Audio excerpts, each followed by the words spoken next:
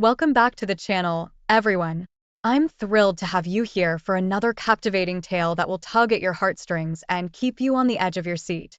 Today's story is one of love, betrayal, and the quest for self-discovery. It's titled, My Girlfriend Came Home After 4 Years and Immediately Asked for Space, Then I Found Out Why. The chill of December didn't stand a chance against the warmth buzzing through me as I waited at the airport on December 15th, 2023. For years felt like a lifetime, but today, she was coming home. My girlfriend, the one who jetted off to study abroad, leaving a gaping hole in my daily life, was finally returning, even if just for the holidays. I couldn't help but bounce on my heels, a goofy grin plastered on my face, ignoring the curious glances from other bystanders. When she finally emerged, slightly tipsy from the flight's indulgences, our eyes locked, and it was like we were the only two people in the world. The drive home was surreal. She was here, in my car, her laughter filling the space between us, cutting through the years of distance. She queued up a playlist of our songs, and somewhere between the airport and our apartment, in a moment charged with reunion's raw energy, we reconnected in a way we hadn't in years. It was spontaneous, a bit reckless, but it felt like reclaiming a part of us lost in time. Walking into our apartment, I caught her glancing at her phone more often than I remembered. There was a slight shift, a sort of secrecy in the way she'd angled the screen away from me. But hey, after years of long distance, trust was our foundation. I shrugged it off, attributing it to her needing to catch up on messages from friends or perhaps jet-lagged making her crave some personal space. The next day, we ventured out for brunch at our favorite spot, the one where we had our first date. It felt normal, comfortable, and right. We talked, laughed, and shared glances that said, I've missed this. The physical connection was undeniable, a reminder of the chemistry that had first drawn us together. It felt like we were picking up right where we left off. No distance or time could dampen what we had. Yet, as days passed, her phone became a constant companion during our moments together. Movie nights ended with her on one end of the couch, me on the other, and her attention firmly locked on her screen. I noticed, sure, but never brought it up. Why stir trouble when everything else felt so right? December 22nd rolled around too quickly, and she was packing up to spend Christmas with her family abroad. She promised we'd stay in touch, FaceTime every day, and share in the holiday spirit, despite the miles. It sounded perfect, but the reality was different. Getting her on a call became a Herculean task, each attempt met with excuses about family outings or bad Wi-Fi. Concern crept in, whispering doubts I was quick to silence. We did manage to connect on Christmas Day, though, and for a while, it was like nothing had changed. We laughed, reminisced, and made plans for the future. Plans filled with hope and shared dreams. But as the call ended and I was left in the silence of my apartment, the joy of the moment faded, leaving me with an unease I couldn't quite shake off. Was I just being paranoid, or was the distance between us more than just physical now? The trust that had once been unshakable now seemed to have developed hairline cracks, invisible but ever present. As I lay in bed that night, staring at the ceiling, I couldn't help but wonder if the distance had changed us more than I'd realized, or if, maybe, I was just afraid of what the future held for us. The air was frosty when she returned on December 27th, but the chill inside wasn't from the weather. It was her, distant like she'd brought back a piece of the foreign winter in her heart. She was glued to her phone, her fingers swiping with purpose, her eyes rarely meeting mine. Even as I tried to close the gap between us on the couch, she'd subtly shift away, her phone always in hand.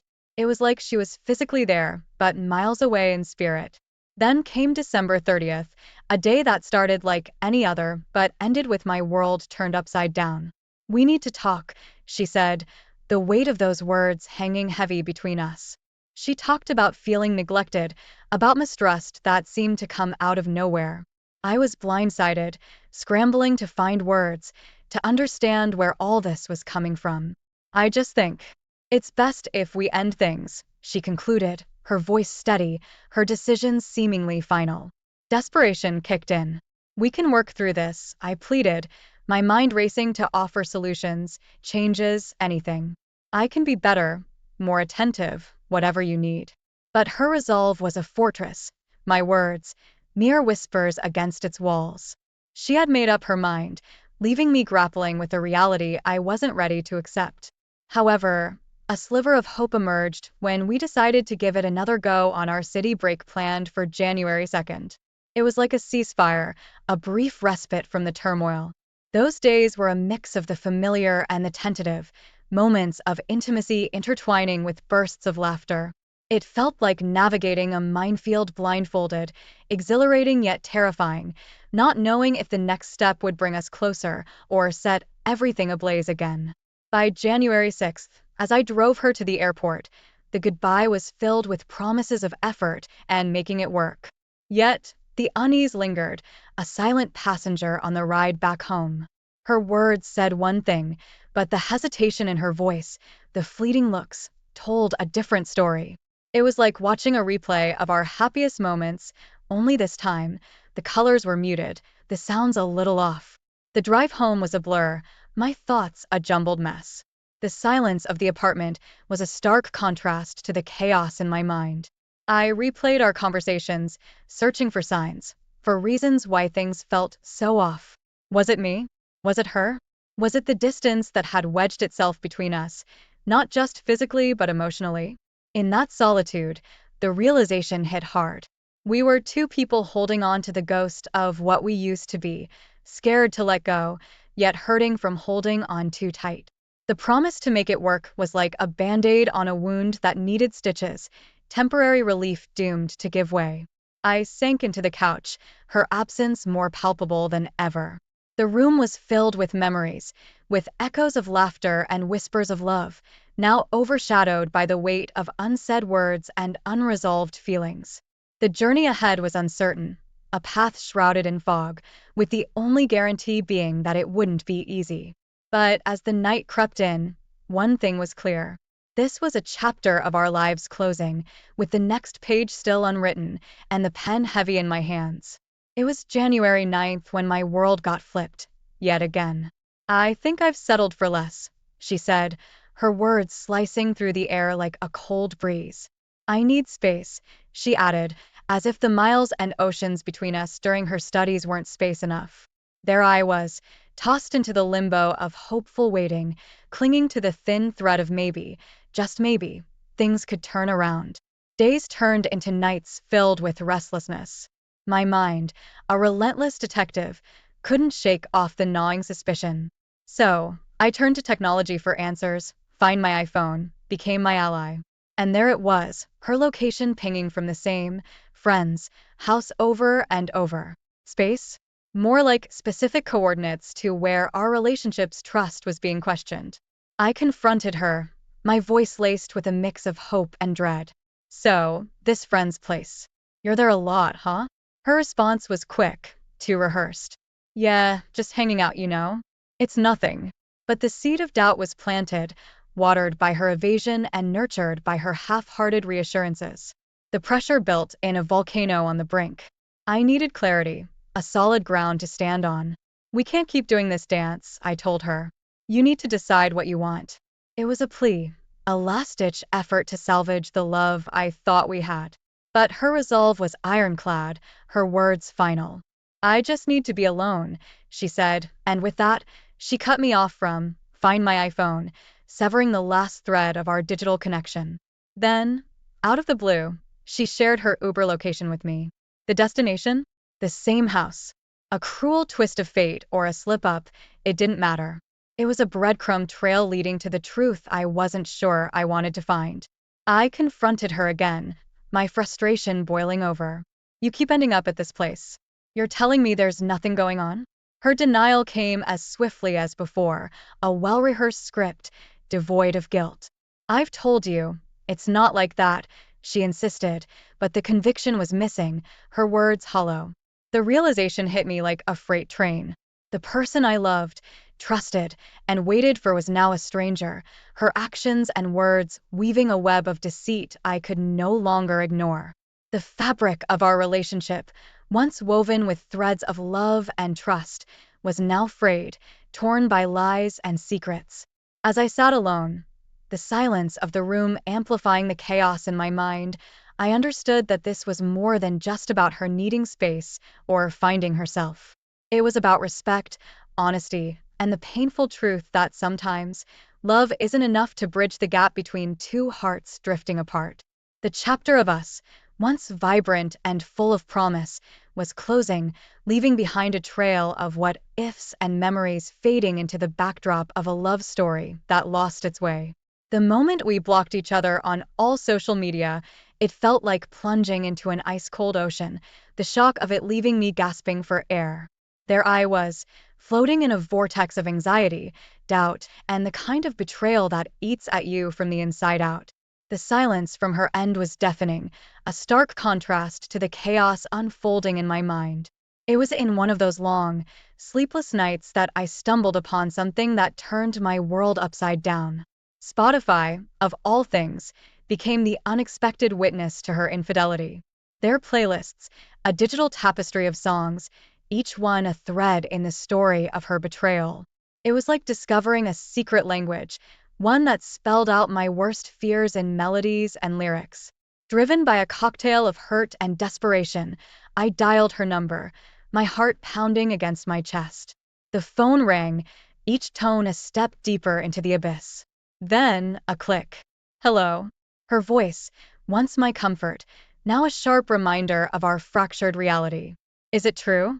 I managed, my voice barely above a whisper. There was a pause, heavy and loaded, before she hung up, a brief but definitive confirmation of my suspicions. Minutes later, my phone buzzed. A text from her, apologizing for being rude, as if manners were the crux of our problems. I couldn't hold back. Tell me the truth, I texted back, my fingers trembling over the screen. And she did.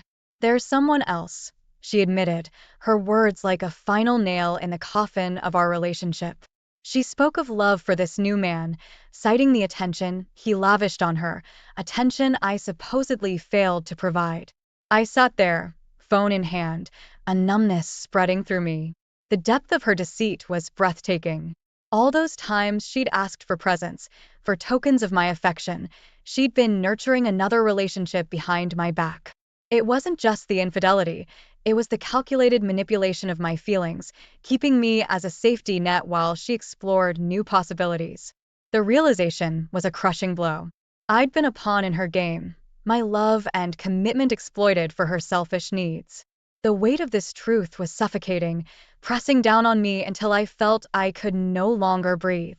I was left to grapple with the shattered pieces of what I thought was a partnership built on trust and mutual respect. As I reflected on her actions, the scale of her betrayal unfolded before me. It wasn't an impulsive mistake or a momentary lapse in judgment. It was a series of calculated decisions made at the expense of my trust and emotional well-being. The person I had loved and trusted for years had become a stranger, her actions alien and cruel. In the aftermath, I found myself spiraling, each day a battle against the tide of emotions threatening to pull me under. The pain of her betrayal, the humiliation of being deceived, and the realization of my own naivety converged into a storm of despair. But amidst the wreckage, a painful clarity began to emerge. I understood that this wasn't just about her infidelity or the end of our relationship. It was a harsh lesson in self-respect and the importance of recognizing one's worth. The road to recovery would be long and fraught with challenges, but it was a journey I had to undertake, not for her, but for myself. As I faced the daunting task of rebuilding my life, I knew that the scars of her deceit would always be a part of me. Yet, in that moment of profound loss, I also found a glimmer of hope.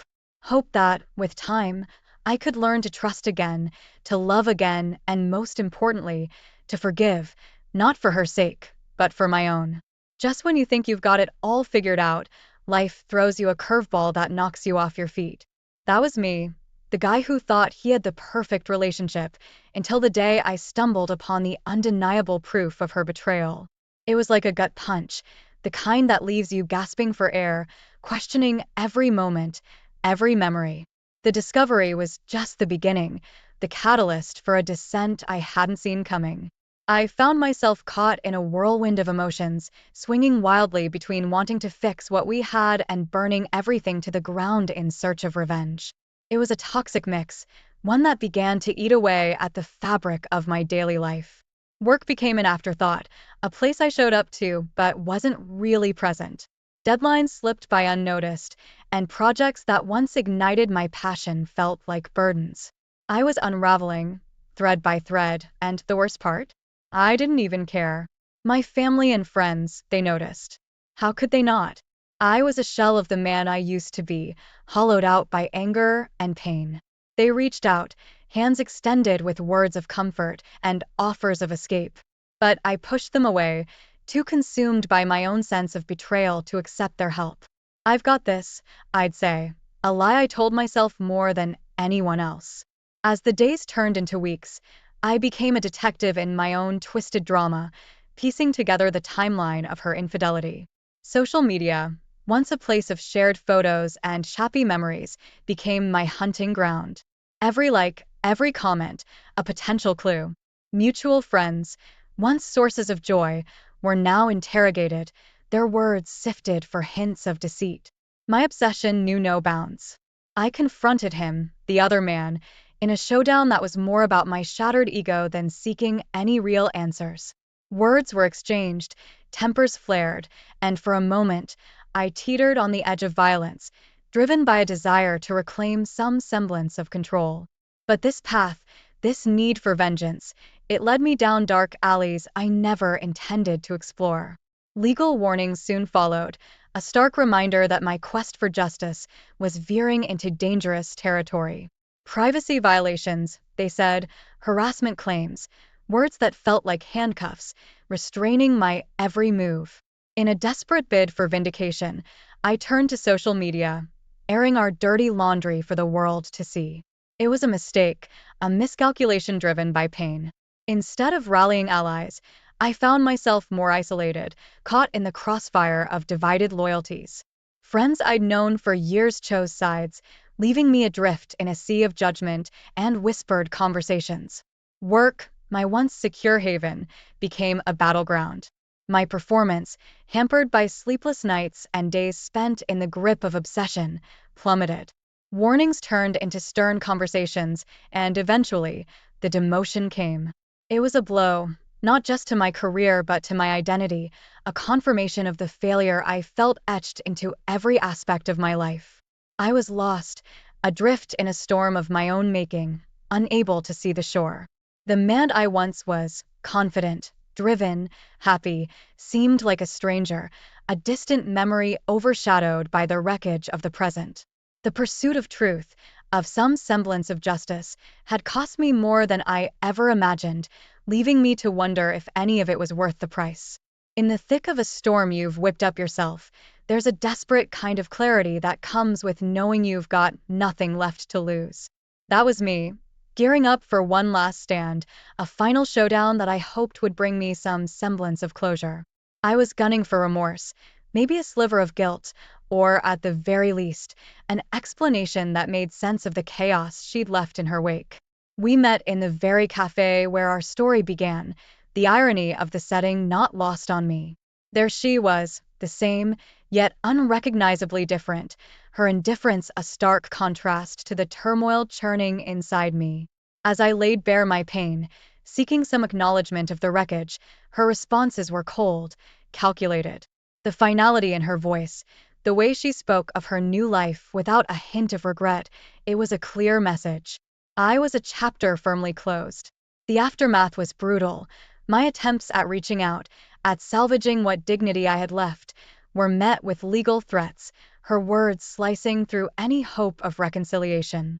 It was a wake-up call, a bitter realization that the battleground I was on was one where I stood utterly alone. Then came the wedding of a mutual friend, an event that should have been a celebration but instead felt like walking into the lion's den.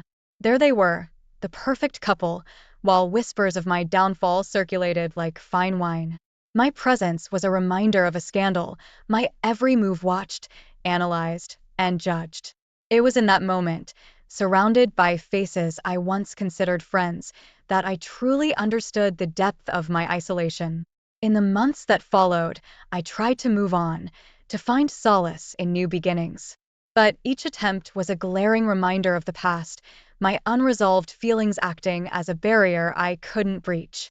The shadow of public outbursts and whispered accusations followed me, a stigma I couldn't shake. The final nail in the coffin was a letter from her, an impersonal epitaph to what we once had. Her words were sharp, a clinical dissection of our relationship, each sentence reinforcing her decision as one made in pursuit of her happiness. It was a cold, calculated goodbye, one that left no room for doubt or hope. I was left reeling, a ship adrift in a sea of my own making. The realization that I had lost not just the woman I loved, but everything that defined me was crushing. My dignity, my friends, even my sense of purpose, all casualties of a war I'd waged on myself. Professionally, I was a ghost, my once promising career a casualty of my inability to separate personal turmoil from my work. The day I lost my job was just another chapter in the tragic saga I'd authored, a tangible reminder of how far I'd fallen. Sitting amidst the ruins of what my life had become, I couldn't help but reflect on the journey that had led me here. It was a stark landscape, one where every choice, every action had contributed to my undoing. The pursuit of closure, of understanding, had cost me everything, leaving me to navigate the wreckage of a life I scarcely recognize. In the aftermath of heartbreak and betrayal, I found myself adrift in a sea of confusion and sorrow. The life I knew, the love I cherished, was gone, leaving behind a void that seemed impossible to fill. It was during these darkest hours that I stumbled upon an online forum, a haven for souls shattered by deceit. Reading through the stories of others, I felt a kinship in our shared pain, a flicker of hope in the solidarity of our experiences.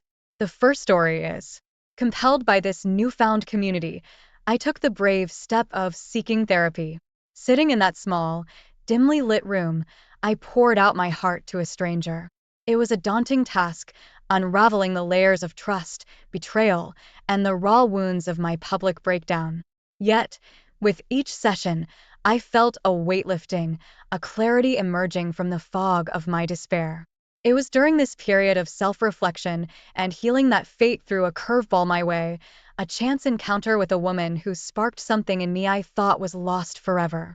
Her laughter, her empathy, it offered a glimpse of what could be. But the specter of my past loomed large, the scars of betrayal too fresh, sabotaging what little hope we might have had for something more. The realization that I needed a fresh start was sudden but undeniable. I decided to move to a new city, to leave behind the ghosts of my past relationship and the failures that haunted me. Packing up my life was a bittersweet journey through memory lane, each photo, each memento a reminder of better times, tinged with regret and what-ifs. Arriving in my new city, I was met with the harsh reality that escaping my past was not as simple as changing my address. Despite the physical distance, the reach of social media and the whispers of mutual connections ensured that my reputation had followed me. The shadow of my former life cast a long, dark silhouette over my attempts to start anew. The offer of a new job provided a much-needed distraction, a chance to rebuild my professional life and, perhaps, my sense of self. Yet, connecting with my new colleagues proved challenging. The fear of repeating past mistakes, of opening up only to be hurt again, kept me at arm's length, trapped in a self-imposed exile. In search of an outlet, a way to process my journey and perhaps help others navigating their own paths through heartbreak, I started a blog. Writing anonymously, I shared my story, my mistakes, my lessons learned. The act of putting words to my pain, to my growth, became a therapeutic endeavor, a way to make sense of the chaos that had once threatened to consume me. Now, as I stand looking out over the skyline of my new city, I'm struck by the duality of my circumstances. Yes, I've managed to put physical distance between myself and the reminders of my past, but the emotional scars remain, a testament to the cost of love and betrayal. It's a sobering realization, one that comes with its own form of peace. For in acknowledging the scars, in accepting the pain and the lessons it has taught me, I find myself ready to face whatever comes next, armed with a deeper understanding of myself and a cautious hope for the future. The journey has been long, fraught with setbacks and moments of despair, but also marked by growth and unexpected moments of grace. As the sun sets on this chapter of my life, I'm reminded that while the past may shape us, it does not define us.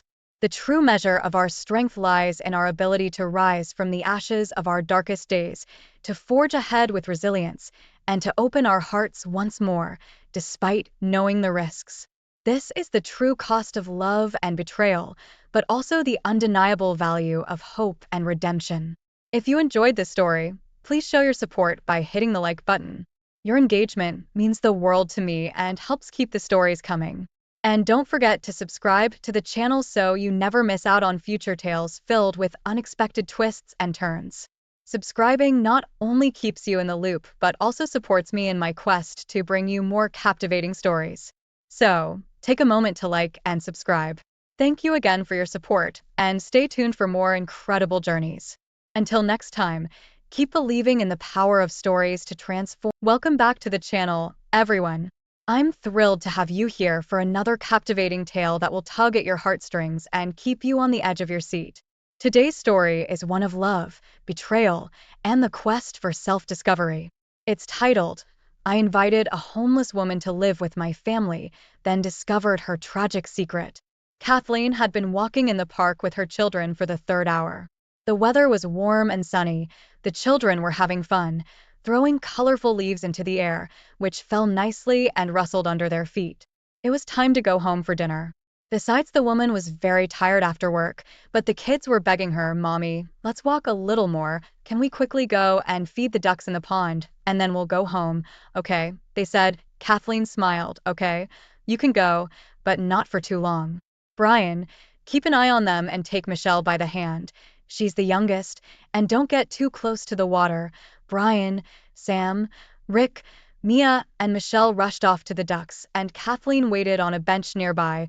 She turned her face to the sun and stretched out her swollen and tired legs.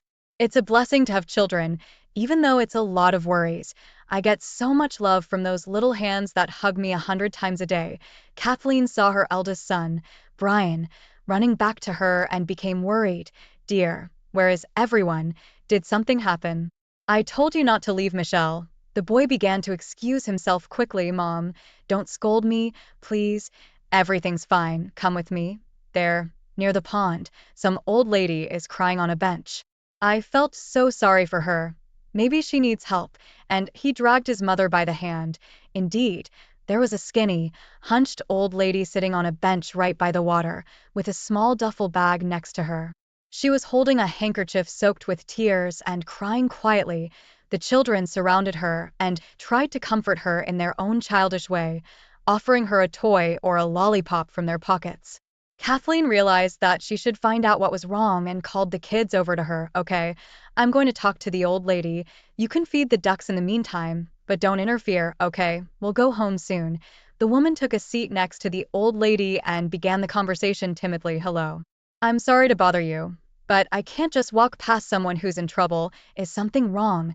Is there anything I can do to help you? By the way, my name is Kathleen. The old lady sighed sadly. Nice to meet you. My name is Daisy. I don't think anyone can help me. In my old age, I was left without a roof over my head. Nobody needs me. I don't know what to do, where to go. I even wanted to kill myself out of desperation, but I wasn't brave enough. Kathleen was shocked. How did it happen? What about your children or grandchildren or a husband? Or you don't have any relatives at all? What a disaster, Daisy continued. Well, I have 2 children, a son and a daughter, but they have their own families. Their own children, but I turned out to be a burden to them. They don't need me. They've decided to put me in a municipal nursing home. I'm ashamed and scared at the same time, so I just quietly packed up this morning and left. I was just walking aimlessly and ended up here. Kathleen was so shocked that she didn't know what to say. That's awful. How can they put their mother in a nursing home? Why, I can't believe it. Tell me more about it. We have enough time. My kids will only be happy to walk some more. Daisy, wiping away the tears rolling down her wrinkled cheeks, plunged into her memories. She had nowhere to hurry, but she wanted to talk to someone. It was heavy on her soul, and it was hard to speak through her tears. I haven't always lived like this. All my life I worked in a senior position. I was a mall director. Everyone in the city knew and respected me, and my husband also held an important position, working at the local factory. We built a beautiful two-story house with a balcony and a swimming pool, bought spacious apartments for our son and daughter, and paid for their education in the best universities. But my husband died 8 years ago. He'd been ill for a long time, suffering terribly. I had to sell 2 cars to pay for his treatment, but all in vain. He passed away. Marie and Nick are twins. We raised them with so much love, spoiled them, didn't deny them anything, and bought them anything they wanted. As soon as they finished school, they left our house. They both graduated from good universities, got married, had children. They rarely visited my husband and me, but he missed them so much, especially when he was sick.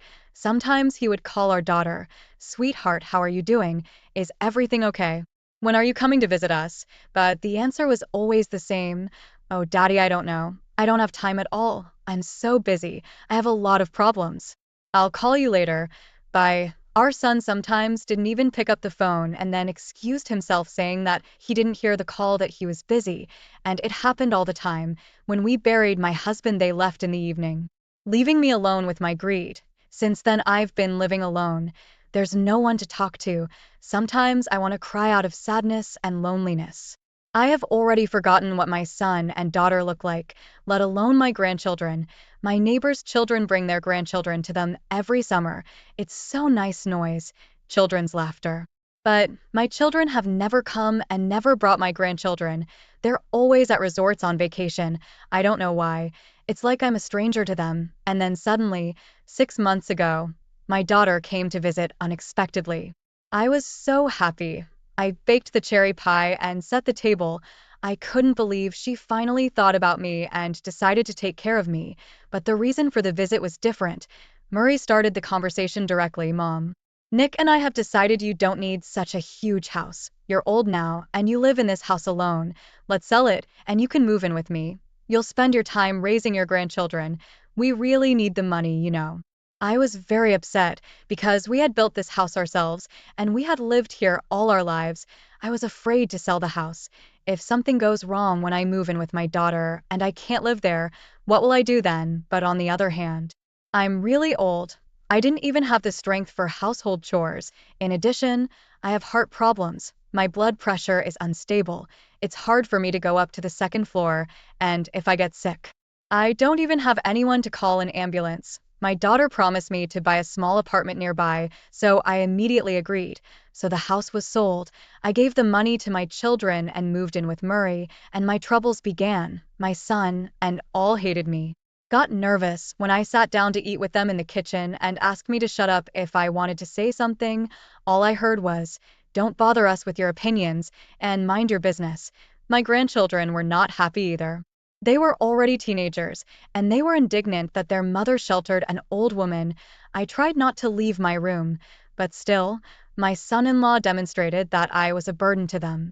It came to the point that they allocated me a separate shelf in the refrigerator and didn't allow me to take their food. My daughter was also often angry. "Mom, don't go anywhere and don't touch anything." I was so nervous. I cried secretly and regretted that I agreed to live with my daughter.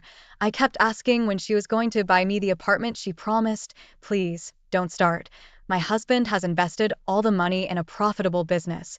Once he gets the profit, then we'll buy an apartment." But actually, why do you need a separate apartment at your age? I don't understand. Doesn't matter where you live out your last days. Her words hurt me so much. It turns out that old people are a burden to everyone. No one respects them, and no one needs them. Old age is scary. I was so upset and moved to next place. I thought maybe it would be better with my son. But no, he told me directly, "Mom, this is not what we talked about. Marie has to feed you. She took more money when we sold your house. Why did you come to my place?" I hope it won't be for long. You know my Jessica. She's very sensitive and fragile, and she has a very important job. She gets annoyed when there are strangers in our apartment, moreover someone very old. It's inconvenient, just like that. He turned me around and kicked me out. I had to go back to my daughter. I was so offended. I raised two children, sold the house, and gave them all the money, and now I don't even have a place to live this morning. I was quietly going to the bathroom and accidentally overheard a conversation in the kitchen. My son-in-law said, "Marie, I'm sick of it. Thanks for the money, but I don't want to tolerate the old woman here all my life. She walks around like a ghost, sticking her nose everywhere. Our apartment is not a homeless shelter. Let's put her in a nursing home. I think it's a reasonable solution." My daughter was really indignant at first. "Are you out of your mind? I promised her I'd buy her an apartment. I've already lied. And now what? That's not right." But my son-in-law insisted. "What's the big deal? They feed the old people there and take care of them. It will be even better for her there, and anyway, choose either her or me." I thought my daughter would scold him or chase him away for saying that, but she suddenly replied, "Well, maybe you're right. I'll think about it. You know how much I love you, honey, to be honest. I'm sick of my mother too. She's like a stone around my neck." After these words, I was not going to stay in my daughter's apartment for a minute. I waited for them to leave, packed my bag and left. The grandchildren were at home. They saw me leaving, but they didn't even ask me anything. Nobody cares about me. That's how I ended up homeless in my old age. Kathleen was shocked by what she heard. She grew up in an orphanage and always dreamed of having at least one relative on this planet. Daisy had so many relatives, but she was thrown out on the street like old, unwanted garbage. Kathleen just couldn't believe it. Her heart ached, and she felt so sorry for her. Where would she go? What will happen to her? She couldn't live on the street. She is not homeless. She called her children over and said, "This is Daisy, and she is going to live with us from now on. Do you mind?" The children shouted like a flock of little geese, "Yay! Is she going to tell us bedtime stories? We have Rail grandmother now." "That's so cool." Kathleen took the old lady's bag and offered her hand. "Daisy, come with us. Please don't refuse. We need you. You have no idea how much we need you." "I just need a nanny for my kids. I work as a cleaner in the office, and I have to ask a friend or a neighbor to babysit my kids all the time. Don't worry, they are nice, well-mannered. They won't cause any trouble. Our apartment is small but comfortable, and we always have a lot of fun. Do you agree?" Daisy started crying. "Thank you, Kathleen. I would gladly agree. I'm so tired of being lonely, and I'd love to babysit your kids." "I'll be happy to do whatever you say." When the old woman came to her new home, she was greatly surprised at the care and attention she felt. The room was clean and cozy with bunk beds near each wall. There were pull-out tables that didn't take up much space. A fold-out chair bed has been allocated for Daisy. Kathleen took out clean linens and the children gave her warm socks, saying, "Daisy, put it on, our floors are cold. You might catch a cold." Then they all shared a huge pan of fried potatoes, had tea and cookies, and chatted cheerfully. Daisy felt surprisingly cozy and comfortable in this small apartment. She felt like she was at home because they listened to her, they talked to her, and they welcomed her warmly. She hadn't felt anything like that in a long time. When the restless children finally fell asleep after an interesting bedtime story, the women decided to have a heart-to-heart talk. Daisy dared to ask, "Kathleen, how did it happen that you were left alone with 5 children? You're so young. How did you have time to give birth to 5 children?" The woman sighed sadly. "Oh, my fate is no better than yours. I grew up in an orphanage. I was lucky to have good caretakers. They didn't abuse us. They protected us. After graduation, the state provided me with this apartment. I got a job as a maid in a hotel. That's where I met my future husband, Billy. He's a truck driver. He often stayed overnight at our hotel. You know, I didn't fall in love with him right away, but he fell madly in love with me. He courted me in a beautiful way and brought me many gifts, from his trips, perfumes, or jewelry. At first, I was very afraid that he was older by 10 years and had 3 children. Billy didn't hide anything. He honestly told me that his wife was unfaithful and they always quarrel. She didn't take care of the children at all, yelled at them, they annoyed her, and then she left them and went to her lover. Can you imagine? She abandoned 3 children. Fortunately, their neighbors called Billy and told him that the children were home alone and crying. He rushed home and couldn't believe his wife did such a cruel thing to their children. Brian, Sam, and Mia are Billy's children from his first marriage. Sam even started stuttering a little after that, but we cured him later. Billy hired a nanny to take care of the kids while he was away on trips. What else could he do? He had to feed his family. He realized I was very young. He thought I wouldn't want to take care of his children, so at first he offered, "Let's go to the park with the kids this weekend. You'll get to know each other better if you realize that you don't need any of this." I won't be offended. I realize that 3 children are a burden and a great responsibility, but I will not abandon my children, either such a big and friendly family or no family at all. They've already suffered a lot because of their stupid mom. They won't survive if their father turns out to be a scoundrel too. I agree. When I saw how Billy carried Brian with balloons on his shoulders, rolled the stroller with Mia, and let Sam by the hand while chatting with him cheerfully, something inside me turned upside down. It was so unusual and heartwarming. A single father with 3 children is a rarity. I quickly found a common language with his kids. We spent the whole day together. Of course, it didn't look like a romantic date, but by the evening, Billy and I had become so close that we put the kids to bed and I stayed at his house for good. At first, it was very difficult. Sometimes I cried from fatigue, especially when the children were sick and cranky, but my beloved always helped, encouraged, and was always there for me. Gradually, I got used to the kids and could not imagine my life without them. They began to call me Mom. A year later, I found out that I was pregnant. I was beyond happy, and it turned out that we have twins. To be honest, I was very scared. It was a very difficult pregnancy. Rick and Michelle were born, and we had 5 children. Despite all the difficulties, it was the happiest time ever. First tea, first words, first steps. Billy was shining with happiness, and he was proudly rolling the stroller. I never treated his children differently. They were all my children. Suddenly, Kathleen fell silent, and after a short pause, she sat quietly, swallowing her tears. 6 months ago, Billy died. He got into a car accident on a slippery highway. I don't remember the funeral at all. I was fainting again and again. Just like that, at the age of 25, I had become a widow with 5 children. I was terrified. The children were crying and waiting for Daddy to come home, always asking when he would come, tearing my soul apart. I was in total despair and didn't know how to move on. Hard times had come. I had to sell Billy's house to earn some money. People still don't understand me.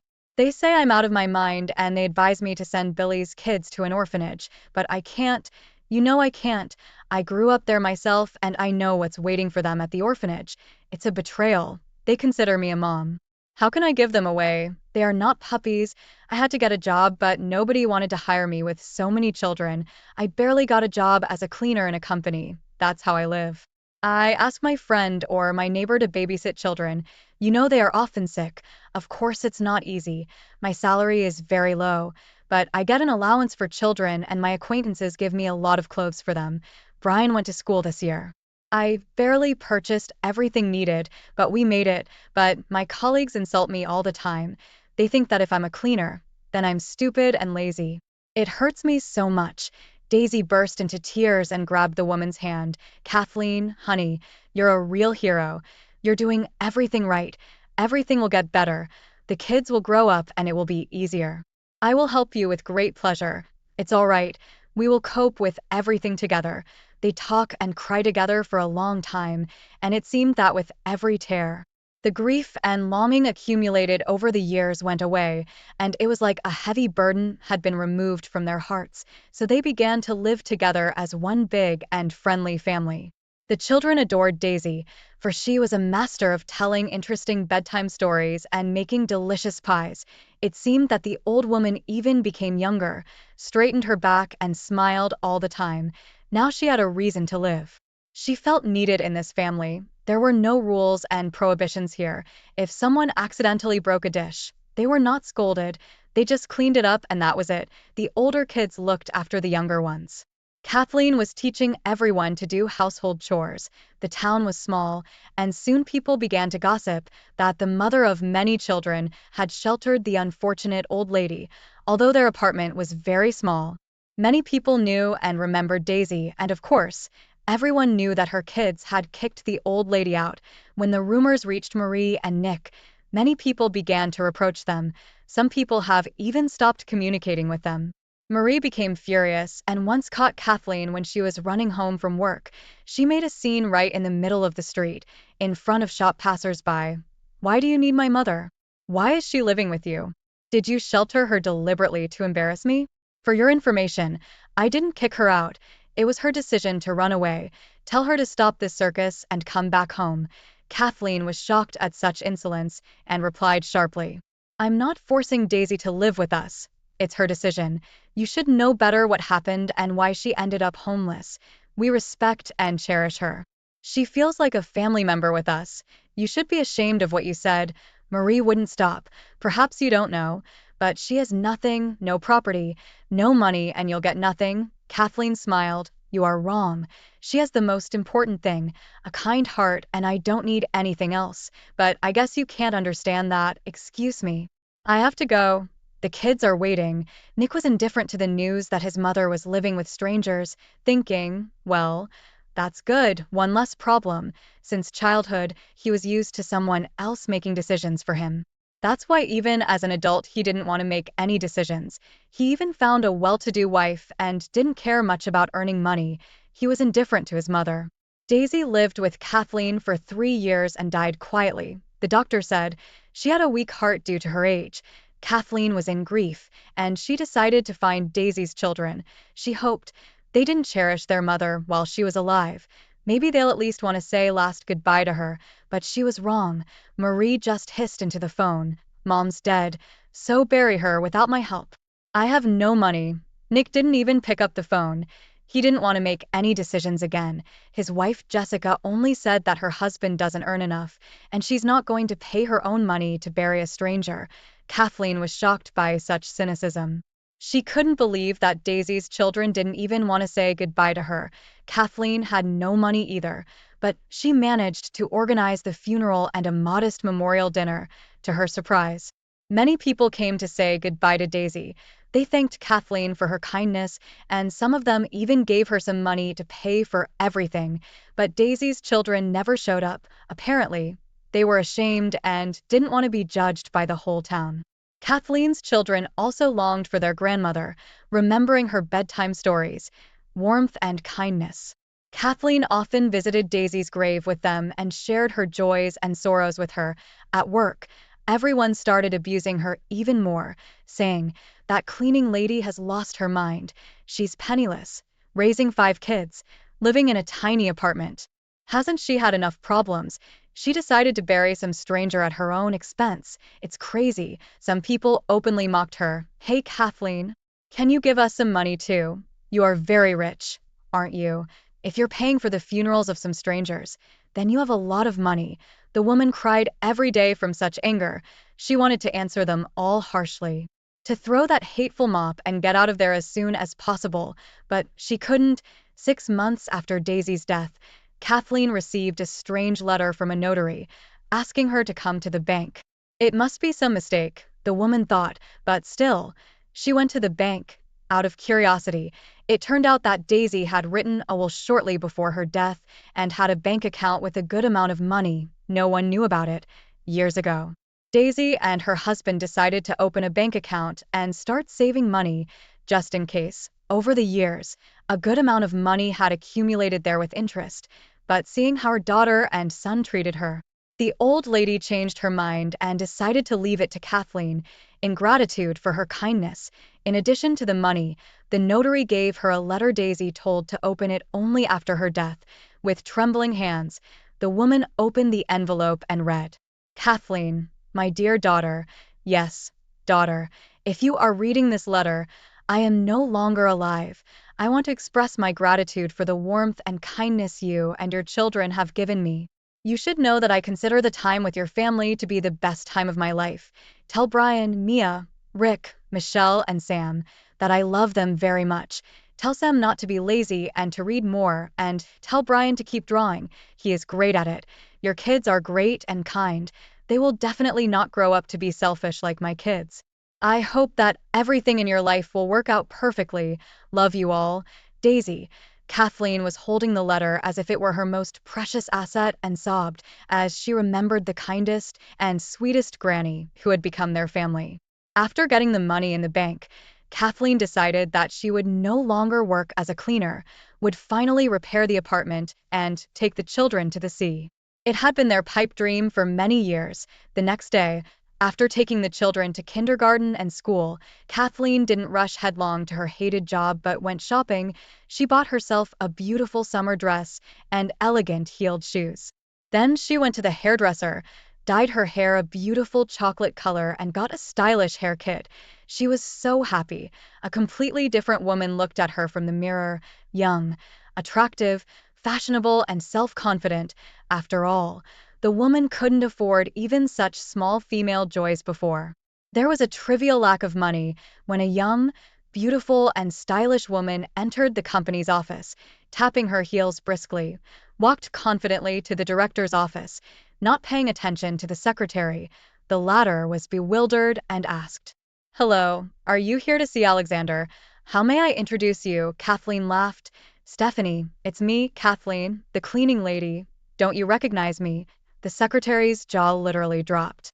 She thought this impressive, gorgeous woman had nothing in common with the modest mother of many children who scrubbed their floors. She asked in surprise, "You look great, but why are you dressed like that? Are you going to scrub the floors like that?" The secretary asked. Kathleen smiled nicely. "No, Stephanie, I'm not going to clean the floors anymore. Daisy left me a huge amount of money, so I'm going to quit and go to the seaside with the kids." When Kathleen picked up her children from kindergarten, she was not recognized, not only by the caregivers, but even by her own children. Her twins Rick and Michelle spun around her and shouted, "Mom, is that you? Did you get a new haircut?" Sam, who was older, gave a thumbs up and said, "Mom, you're awesome." And Brian, coming home from school, looked at Kathleen in a mature way and said with admiration, "Mommy, you look so nice. You're the most beautiful girl." During dinner, Kathleen asked in a mysterious voice, "Has everyone finished their porridge? Are you sure? Well done. I have a surprise for you. Daisy has given us a lot of money, and we are going to the seaside next week. Here are the tickets. Tomorrow we will go to buy swimsuits, fins, masks, and everything else. One condition: obey your mom and don't misbehave." The kids started shouting, jumping up and down and hugging Kathleen. "Yay, the sea, Mommy. You're the best." The news that the large family went to the seaside and about the unexpected Daisy's will quickly spread through the town. Thanks to Stephanie, when Marie found out, she hated her late mother even more, and Kathleen along with her. She raged and screamed at home. She pretended to be a saint, but she just found out about the money and decided to get it. How could she do that? My mother is no better either. She didn't say a word about the money in the bank. She has her own grandchildren, but she left it all to strangers. Where's the justice? She lived in my apartment for half a year. We fed her at our own expense. We should have put her in a nursing home right away. Kathleen and all her children had fun splashing in the warm and clean sea, building sand towers and palaces on the beach, eating delicious food and enjoying their vacation. Of course, Kathleen couldn't let herself be completely relaxed because she had to keep an eye on the children. She made sure they didn't get sunburned and didn't forget to wear their hats. And at lunchtime, the whole family went to the lodge for a day's sleep. Now all the worries about the children were on the woman's shoulders, but she got used to it long ago. The children were obedient, sometimes mischievous, but not too much. Alan lived in a neighboring lodge. He watched and admired this interesting and noisy family having fun, and was amazed at how cleverly the woman dealt with the children without scandals and tantrums. He was a widow. His wife had died long ago without giving him a baby, and for the past 10 years the man had suffered from loneliness and longing. Alan was a wealthy lawyer. He communicated a lot with different people and could unmistakably determine the character and lifestyle of people, but this tan, young, and cheerful stranger really impressed him. He kept calculating in his mind her age, then the age of her children, and he could not understand how she could give birth to them all. He liked the woman very much. He couldn't stop thinking about her, which happened to him very rarely. The man admired the way she smiled sincerely and warmly, the way she fixed her bangs and turned her neck gracefully. It even gave him goosebumps. He tried to chase these thoughts away. Why do you need this young woman with so many children? Are you out of your mind, you old fool? You are 40 years old and she is still young, maybe even married. Just her husband couldn't go on vacation. Alan watched them but didn't dare to talk to them, afraid of looking ridiculous. But their meeting did happen by chance. Sam and Mia were playing ball and accidentally hit Alan's forehead with their ball. The kids ran up to him and hurriedly apologized. Oh, we're sorry. It was an accident. It's just that the wind is really strong. Are you okay? The man laughed and merrily tossed the ball toward them. It's okay. I'm okay. My name is Alan, and what's your name? Young athletes. The boys began to talk excitedly. I'm Sam, and this is my sister Mia. We also have brothers Brian and Rick and a little sister Michelle. We are having a vacation with my mom. Her name is Kathleen. There she is by the water. Come play with us. They pulled the man toward the rest of the family with childish sincerity. He happily followed them. After all, he was bored and had nothing to do.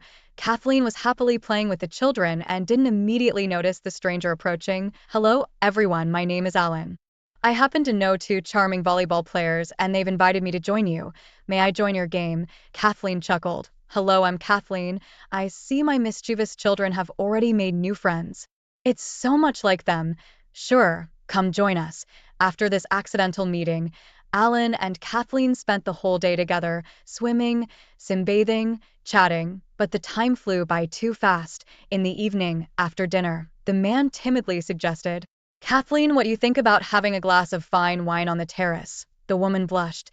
No one had suggested such a thing to her in a long time. Well, maybe after I put my children to bed, but not for long, you know. Everything was trembling inside her. She hadn't experienced anything like this in a long time. The woman was looking forward to a date with this stranger. She liked Alan very much. He was nice, well-mannered, calm, and his kind eyes captivated her. She made light makeup, put on her favorite dress, and after putting everyone to bed, went out on the terrace. Alan was already waiting for her. There was fruit on the table and wine was poured into beautiful glasses. Seeing the woman, the man perked up and handed her a beautiful bouquet of lilies.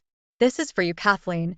You are as beautiful as these delicate lilies. I'm so glad you came. The woman blushed. She was pleased with such attention. After all, she had never been on a real date. They sat down at a table and talked until almost midnight. From time to time, Kathleen went to check if the children were asleep and then returned to her new friend. Alan told her that he had been living alone for 10 years, working as a lawyer, earning good money, but he had no other life besides his work. So he went to this resort from time to time out of boredom.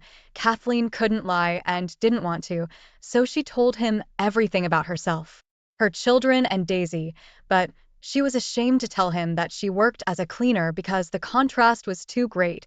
He was a successful lawyer, and she was a cleaning lady. It was unbelievable, but both of them felt as if they'd known each other not for 24 hours, but for a lifetime. They felt so easy and comfortable together.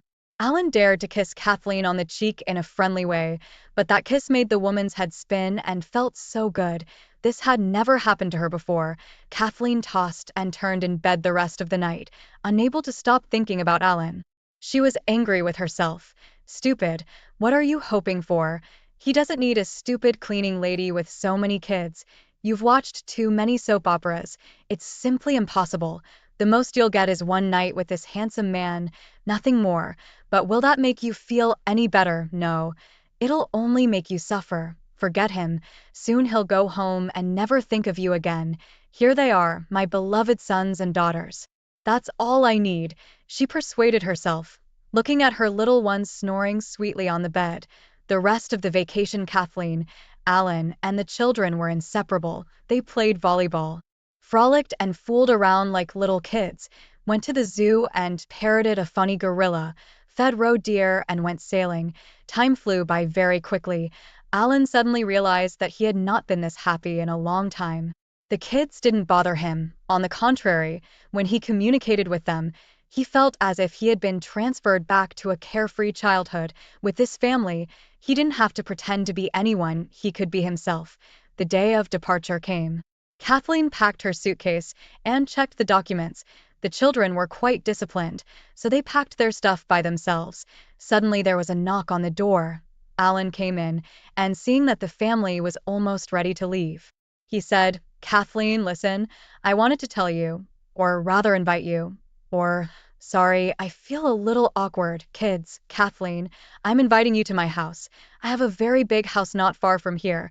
It's very spacious, with a beautiful garden, with a swimming pool. I also have a dog named Lilu and a cat named Tem, but I live alone in this huge house, which makes me feel very sad and lonely. There is a good school and kindergarten nearby. You will love it. Who would like to go? Raise your hands. The excited children shouted in unison and raised their hands. Yay, Mommy, we're going to Alan. Kathleen protested. No, no, this is inconvenient. Alan, why are you giving the children so much hope? We have to go home. And she picked up the suitcase. The children were upset and fell silent, but Alan winked at them and whispered, Calm down. I'll talk to your mom and persuade her. The kids went outside. Kathleen was very angry. Alan, don't play with children's feelings. It's not fair. We're adults. How are we going to go to your house together? What am I to you? You'll play with me. You'll get tired of me and the kids, and then what? How am I going to explain it to the kids?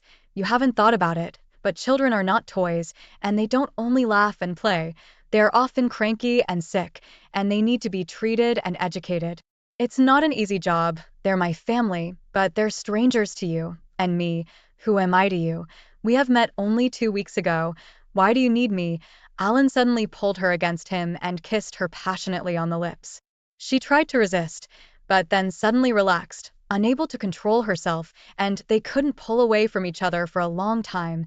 Then Alan said, Kathleen, I'm 40 years old, and I'm a lawyer, believe me. I'm responsible for what I say, you know. If someone had told me a month ago that I would fall in love with a strange woman with 5 kids, I would have laughed, but believe me, those 2 weeks we spent together were the best 2 weeks of my life, after my wife died 10 years ago. I had become cynical and pragmatic, and I didn't believe in love anymore, but you and your children helped me to become the same person I was before. With you I became myself, and I finally feel happy. I realized the level of responsibility for you and the children, and believe me, I will not betray you or leave you, no matter what. We will get married and live as a big and friendly family. Kathleen smiled and said, Well, if that's true, then I agree. Children really like you, and it's impossible to trick a child's heart, and I feel the same way. And she hugged him tenderly. Then she added, But what about a job? Will I be able to find a suitable job in your city, even at my previous workplace? They hired me only out of compassion. Alan laughed. What job? What do you need it for? Your only job is to be a mom. By the way, you're great at it. I have enough money to provide for my family, believe me. Kathleen felt like everything that was happening to her was some kind of magical fairy tale. She was afraid that if she closed her eyes, everything would disappear. Every night, lying in bed with her beloved, Kathleen mentally said, Thank you, Daisy. You are my guardian angel. Even when you are in heaven, anger and hatred for their mother were destroying Marie and Nick from the inside. Soon, Marie unexpectedly got into a car accident and was left disabled for the rest of her life. Neither her husband and her children, nor her brother wanted to take care of her and immediately put the woman in a home for the disabled. Nick drowned in debt and began to drink heavily. Soon, Jessica filed for divorce, leaving the poor man with nothing. Daisy's children became even more angry at everyone, spending all the gloomy days away from their relatives and suffering from loneliness, which felt like an unbearable burden. They never understood the fundamental truth. Your children will treat you the same way you treat your parents. This is the law of life. If you are moved by these stories, don't forget to hit that like button and subscribe for more tales of shocking revelations and gripping narratives. Share your thoughts in the comments below, and let us know if you have a story of your own to share. Until next time, stay vigilant and